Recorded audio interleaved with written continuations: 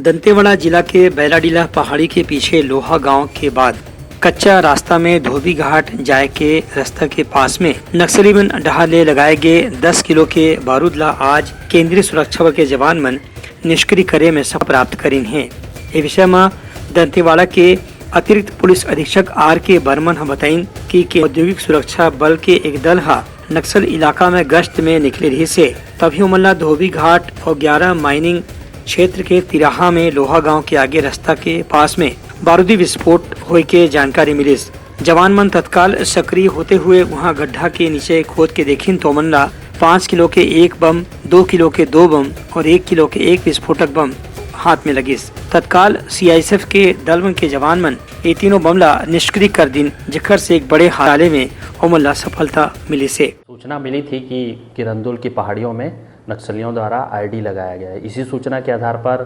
CISF की team और हमारी बीडीएस की टीम सर्च के लिए निकले थे कि किरंदुल में 11C और धोबी घाट के पास जहां से लोहा गांव जाते हैं वहीं पर नक्सलियों द्वारा एक 5 किलो का आईडी और 2 किलो का आईडी और 1 किलो का आईडी जो कि सीरियल आईडी लगाए थे, कमांड आईडी था, जिसे टीम के द्वारा बीडीएस टीम और सीआईएसएफ टीम के द्वारा संयुक्त कार्रवाई कर बरामद किया गया और मौके पर ही उसे डिस्पोजल किया गया। पुलिस डहार ने बताया गया है कि यह घटना के बाद आसपास के इलाका में सुरक्षा के इंतजाम ला और कड़ा कर दिए गए है। Bureau report Uttarakhand news.